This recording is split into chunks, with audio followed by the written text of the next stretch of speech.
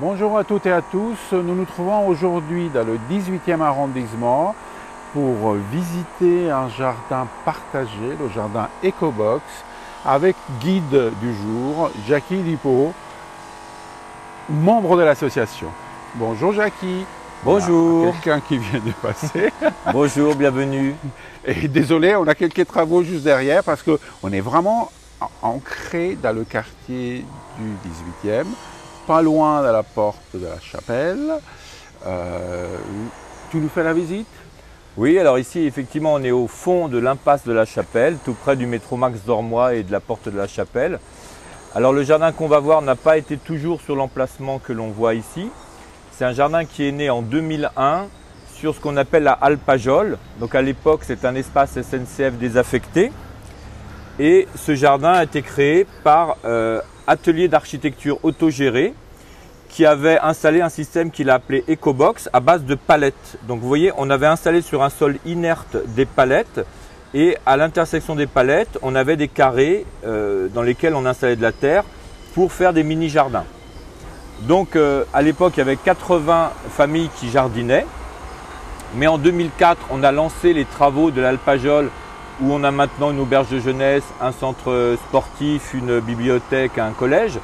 Et donc le jardin a dû déménager.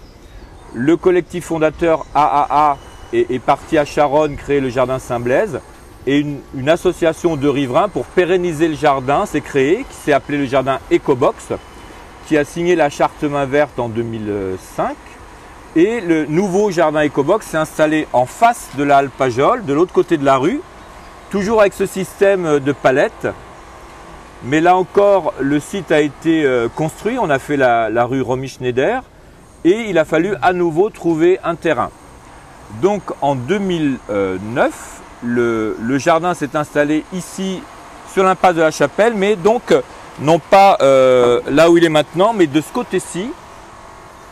Donc sur une parcelle SNCF, sur un parking, d'abord en hauteur et ensuite un peu plus bas. En hauteur, on avait le système EcoBox avec les palettes et puis en bas, on a fait un système plus commun de bac sur palettes pour être transportable. Ce qui nous a bien servi parce que la parcelle où on était a été transformée également. L'impasse a été prolongée pour rejoindre les nouveaux immeubles qui sont au bout de l'impasse. Et on nous a demandé de déménager de l'autre côté. Alors grâce à tous ces bacs sur palettes, ça a été relativement facile à faire. Et là maintenant, on va entrer dans la nouvelle configuration du jardin qui est là depuis 2018 sur environ 1250 mètres carrés. Voilà, on est dans une impasse en plein cœur du 18e arrondissement. Donc voilà, on va et là on peut pénétrer donc entrer dans le jardin.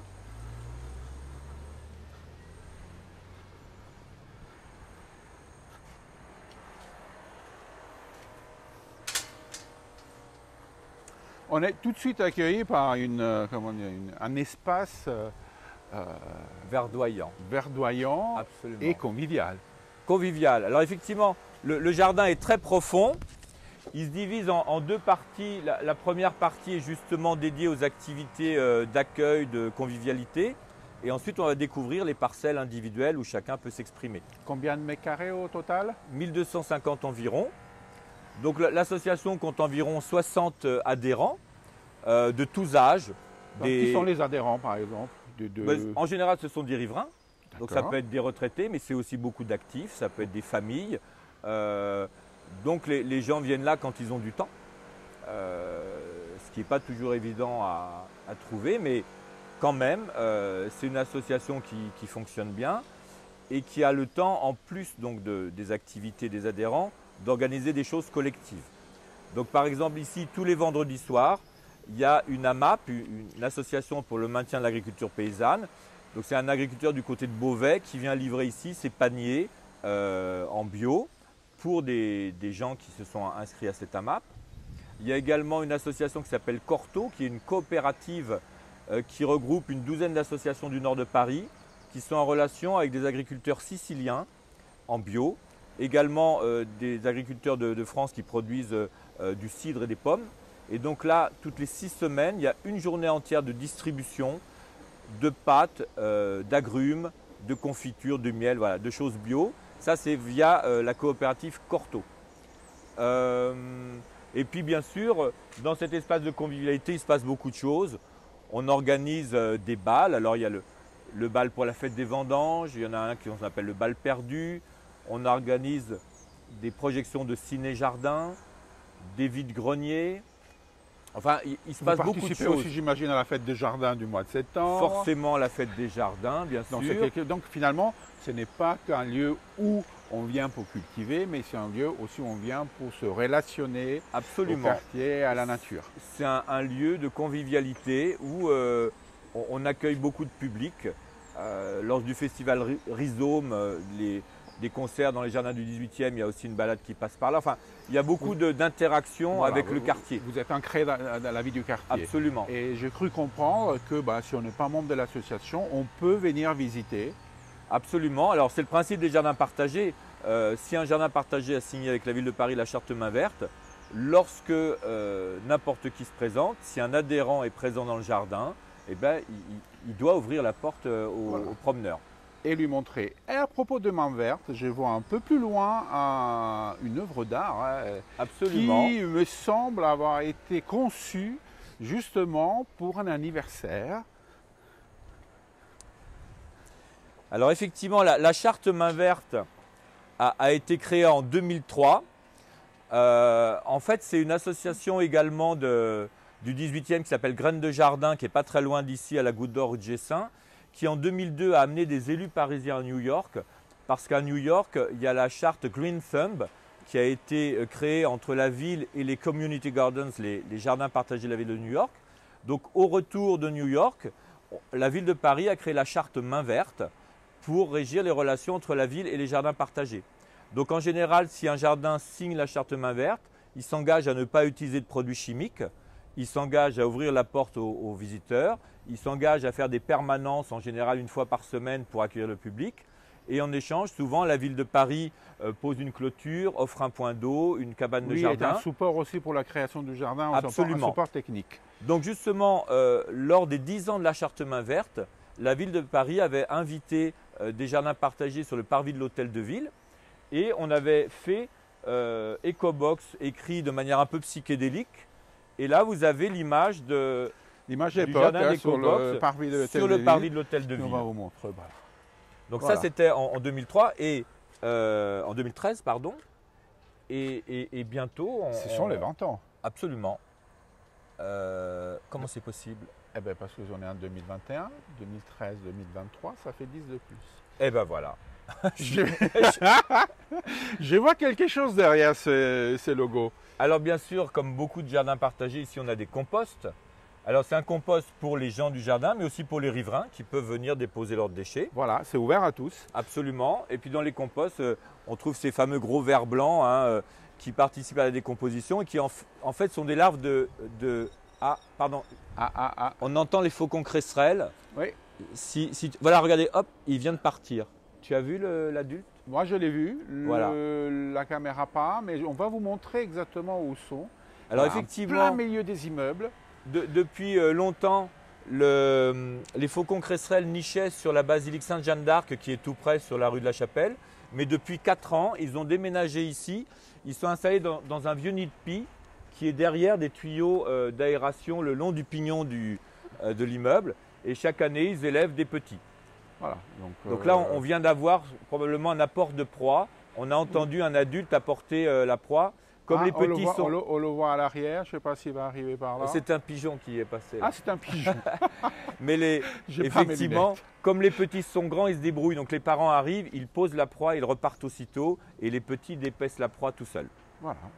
Donc effectivement, milieu du 18e, le faucon cresserelle. Ici, on a les faucons cresserelles. Et comme je disais, les composts, eux, permettent aux cétoines dorées de vivre, ces petits hannetons dorés qu'on retrouve ensuite dans les fleurs, qui sont comme des bijoux vivants. Donc leurs larves, les vers blancs, vivent dans le compost. Et juste derrière le grillage, je ne sais pas si ça se voit, il y a des rails SNCF.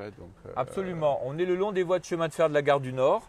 Et entre nous et les rails, on a un talus dans lequel nichent beaucoup d'oiseaux notamment des fauvettes à tête noire, des accenteurs mouchés. Vous voyez, là on entend derrière nous un rouge que noir. Et les travaux de l'immeuble. Hein. Hélas. J'espère qu'ils ne vont pas couvrir le... On va aller plus profond dans le jardin, mais là derrière on vient d'entendre un rouge que noir. Donc c'est vrai qu'il y a pas mal d'animaux ici. Ouais, parce que je vois que quand même tout est laissé assez sauvage. Heureusement, c'est un peu le but. Donc là on est toujours dans la partie conviviale, vous avez un bar, on reçoit, c'est là où on reçoit le public. Beaucoup de mètres carrés dédiés à la convivialité. Ben oui, tout l'accueil du jardin, c'est la convivialité absolument. Oui, ce jardin c'est un moment de...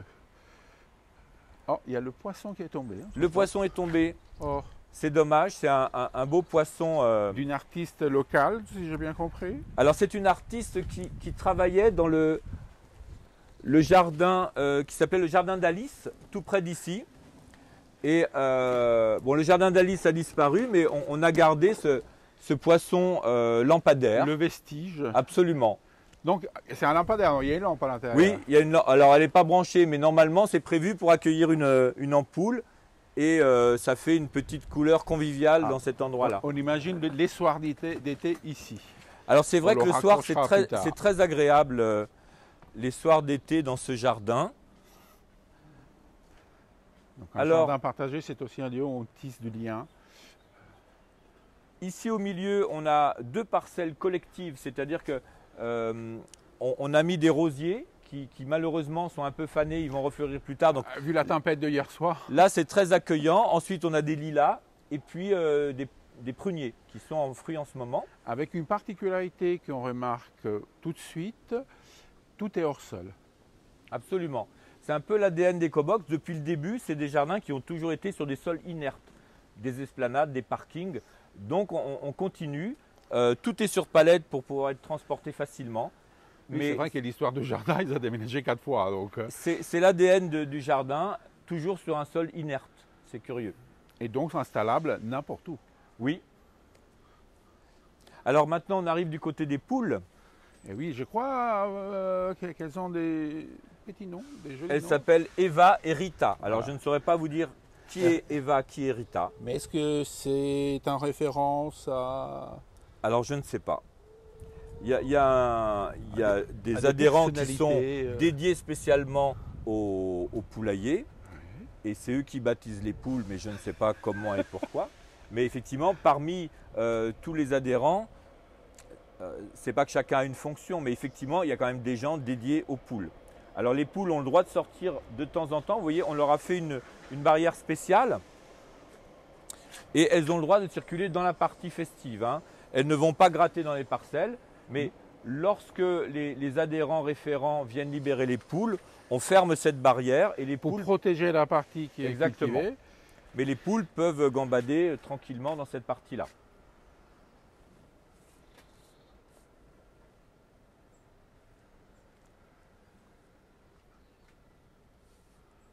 On continue la visite au jardin Ecobox dans le 18e arrondissement, au fin fond de l'impasse de la Chapelle, pas loin de la porte de la Chapelle.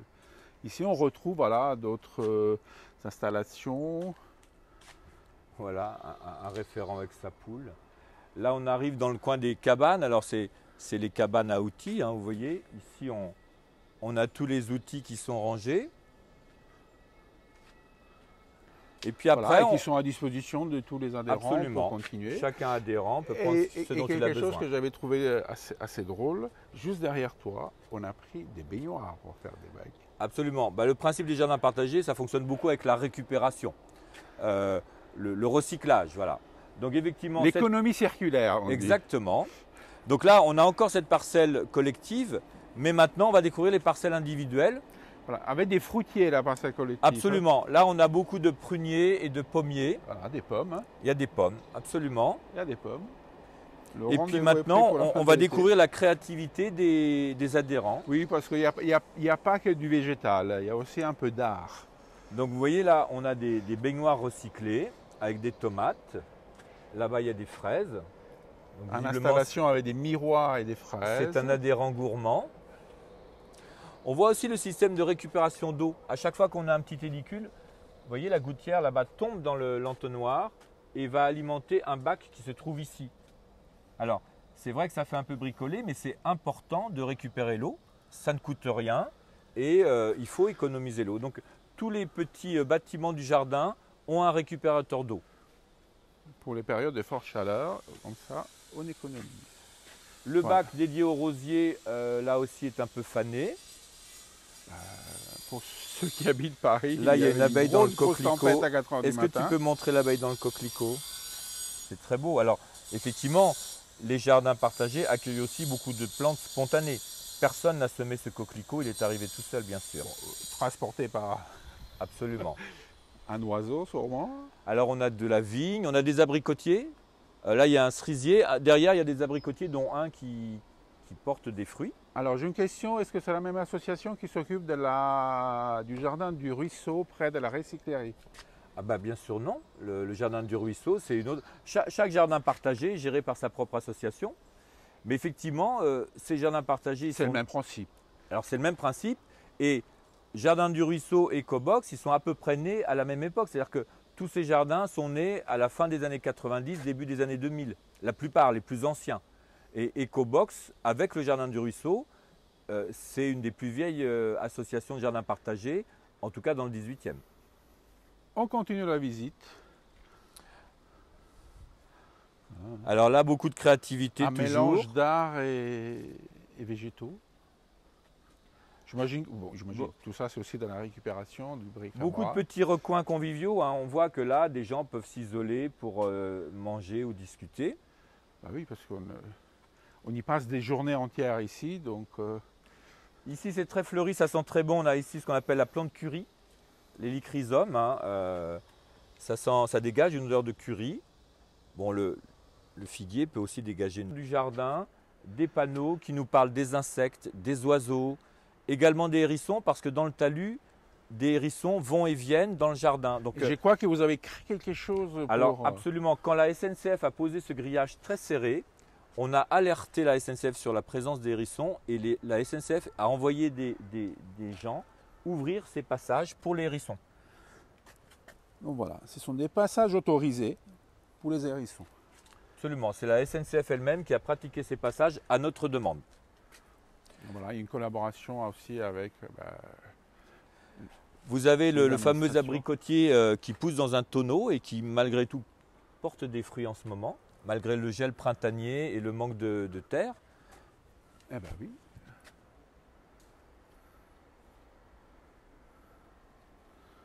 Et c'est très esthétique en même temps. Oui, c'est très beau un tonneau, c'est une bonne idée de mettre les plantes en tonneau, c'est un bon volume de terre et c'est très beau. Bonne récupération, même sur des grandes terrasses. Mais on Ici- arrive à la senteur, on arrive Voilà. vers la Méditerranée. Là, c'est un peu les médicinales. Donc, on a la mélisse, l'absinthe, celle qui donnait l'alcool terrible, hein, le fenouil, le romarin. Le romarin avec son petit coléoptère affilié qu'on appelle la chrysomèle. Vous voyez, ça, c'est la chrysomèle qui ne mange que du romarin et de la lavande. Bon, en général, elle ne fait pas beaucoup de dégâts. Hein. Elle grignote simplement quelques feuilles. Magnifique. Et puis bien sûr on a la menthe. Et là la verveine citronnelle qui avait bien gelé cet hiver mais qui est bien repartie. Ça sent vraiment très très bon. Ah, mais, C'est pas une vraie verveine, c'est un arbuste d'Amérique du Sud mais on l'appelle le verveine citronnelle. Ça permet de faire des tisanes très très désaltérantes. Alors au fond on arrive dans le coin des chats. Ici on recueille des chats. Il y a une adhérente qui est dédiée à l'accueil des chats. Donc il les nourrit. Tous les soirs elle vient leur donner à manger. Et ça, c'est le coin des chats. Ils ont des petites cabanes pour se reposer. Alors maintenant, on arrive dans la prairie. Cette prairie, finalement, on a eu l'opportunité de récupérer du gazon en rouleau. On a juste mis un peu de terre sur le bitume. On a déroulé les rouleaux de gazon. Et finalement, ça s'est transformé en prairie. On a maintenant du trèfle, du plantain. Le trèfle, c'est très intéressant pour les abeilles, par exemple. Et le plantain, lui, quand il fait ses graines, il est très intéressant pour les moineaux, les verdiers, les chardonnerets, les linottes, les serancinides, tous ces petits oiseaux granivores qui se nourrissent de graines de plantes sauvages. Là, on a la lavande. on retrouve toujours nos panneaux qui parlent de la biodiversité. Donc les plantes sauvages, et on montre bien que les plantes sont en association avec les insectes et les oiseaux.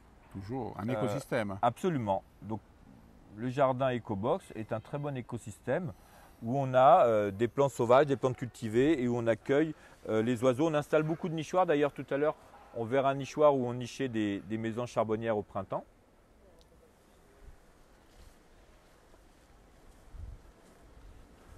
On traverse la prairie pour sortir au fond.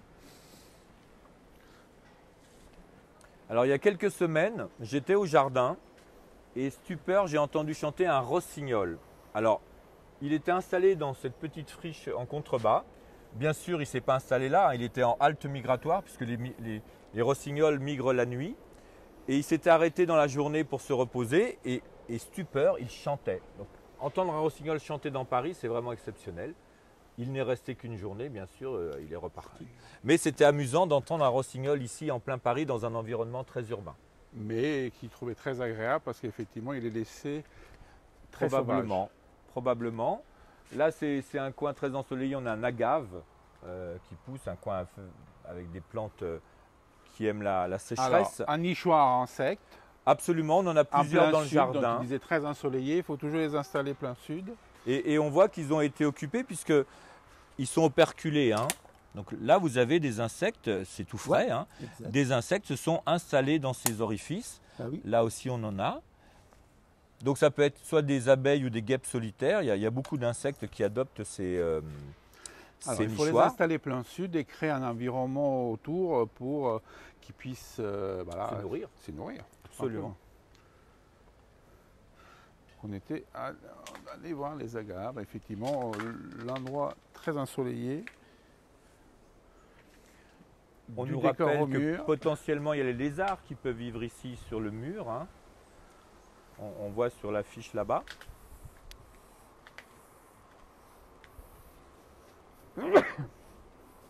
Comme on est en plein Paris, finalement on a un microclimat. Vous voyez, là il y a un agrume qui est resté tout l'hiver dehors. Il n'a pas subi le gel ou si peu et il est en fleurs maintenant.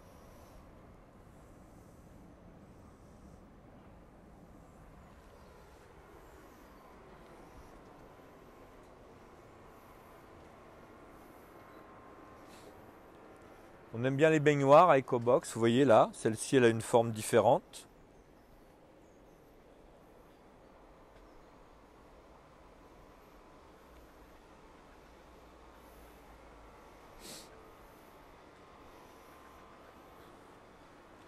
Et là, selon la formule consacrée, il faut monter ici et vous allez voir quelque chose de magnifique. J'y vais.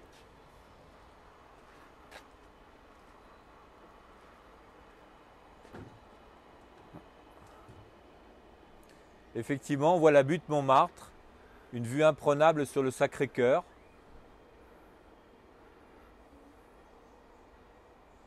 Lors de la fête des vendanges, il y a un bal ici. Hein, et on s'installe, on déguste, on profite du jardin, de la Absolument. fraîcheur du jardin. Alors, on a, je crois, déjà répondu, mais est-ce que le CTE est ouvert à tous, même sans adhésion? Alors, effectivement, comme on disait, toute personne peut visiter le jardin lorsqu'il y a un adhérent qui est présent et qui ouvre la porte. Parce que, effectivement, on est quand même là au fond d'une impasse. Donc, on ne peut pas se permettre de laisser ouvert en permanence, mais en revanche, quand les adhérents sont là, si un visiteur se présente à la porte, l'adhérent est tenu d'ouvrir la porte et de laisser le visiteur déambuler. C'est pour ça aussi que là où il y a un chèvrefeuille,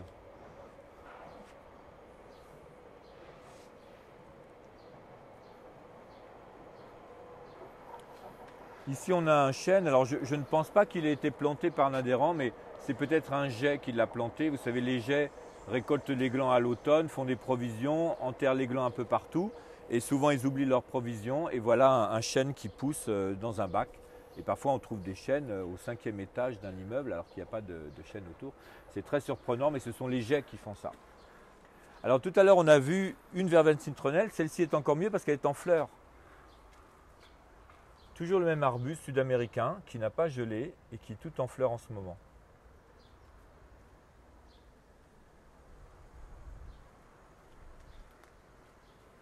plein de surprises dans ce jardin. toujours des surprises, hein. Alors, les floraisons se succèdent. Là, bientôt, ce sera très beau. C'est un ail. L'ail sphéro-céphalon. Il va être entièrement couleur pourpre. Oui, bleu, une espèce de grosse boule. Mais vraiment cette couleur-là. Et ça attire énormément les insectes. Tous les os sont très mellifères, donc l'ail, hein. Il y a énormément d'espèces et ça attire énormément les insectes. Voilà, un coin un peu plus décoratif. Oui, mais là, toujours j'ai très végétal. une belle décoration pochoir, mais d'inspiration végétale. Là, on a les mésanges charbonnières. Vous les entendez? Voilà. On entend un adulte qui vient de nourrir un petit. Ils sont là, hein. L'adulte était déjà dans l'arbuste et le jeune l'a vu d'ici, il l'a rejoint pour être nourri. Et donc ces jeunes, ils sont nés ici, puisque je vais vous montrer le nichoir. C'est la deuxième génération déjà de mésanges charbonnières qui nichent cette année dans le jardin. Ils s'y sentent bien. Alors regardez, ici on a presque un escalier d'eau. Pure récupération, hein. Un escalier d'eau baroque, mais Un évier, en évier et en WC, bidet et autres. un autre WC, C'est assez amusant. un pied, ça fait une cascade presque, cascade végétale. Et puis Qui là, termine avec un évier. la parcelle peut-être la plus artistique, on va dire. Vous voyez, il n'y a pas énormément de fleurs, mais il y a beaucoup de choses à voir, de petits détails amusants. Oui, parce que ce jardin partagé est aussi un lieu où on vient pour passer du temps et s'adonner à sa passion. Absolument. Donc là, c'est une passion de collection, visiblement. Mais c'est ça qui est intéressant, c'est que dans les jardins partagés, normalement, chacun peut s'exprimer. Donc, celui qui veut cultiver pour manger, il peut le faire. Celui qui veut cultiver pour des fleurs décoratives, il peut le faire. Et puis, on peut même récupérer toutes sortes d'objets et les accumuler, ce n'est pas un problème. Voilà, on constatait tout à l'heure, il y a une vraie partie conviviale qui est quand même une bonne partie du jardin. Donc la convivialité fait vraiment partie, le partage, on ne les appelle pas au hasard jardin partagé, c'est partager. Donc, alors au-dessus de nous des grands élantes, hein, ça ce sont des arbres chinois qui accueillent un bombix chinois qui a fait souche dans Paris. Donc vous savez qu'avec le bombix du mûrier, c'est le ver à soie avec lequel on fait la soie. Et puis au 19e siècle, on a introduit un autre bombix, le bombix de l'élante, qui ne mange que cette plante, dans le but de faire de la soie. Après, l'idée a été abandonnée, mais on a dans Paris des bombix de l'élante, et même une variété typiquement parisienne qui a muté par rapport au bombix chinois d'origine. Et la chenille ne mange que de l'élante. Et parfois en été, on peut voir ce gros papillon nocturne qui fait 15 cm d'envergure, qui est orangé brun, très très beau. Donc si vous le voyez, ne vous étonnez pas, c'est le bombix de l'élante. une autre cabane. Absolument. Et vous avez vu qu'on a même fait un calendrier. Alors ça, c'est celui de 2015. Et on voit bien tous les habitants d'Ecobox, donc les poules, les hérissons, le vulcain ici, les mésanges, la cétoine dorée. Tout ça, ce sont des photos prises dans le jardin.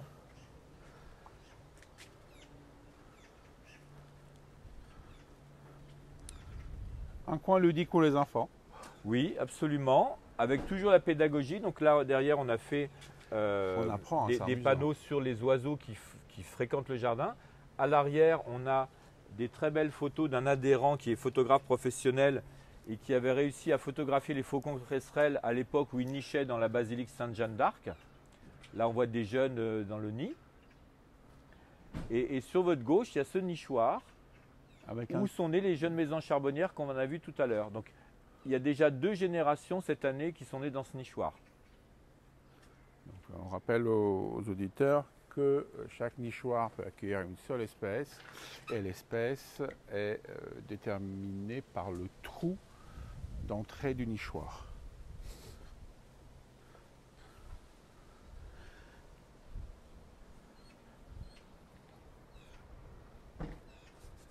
De retour dans l'espace de convivialité. Absolument. Une petite...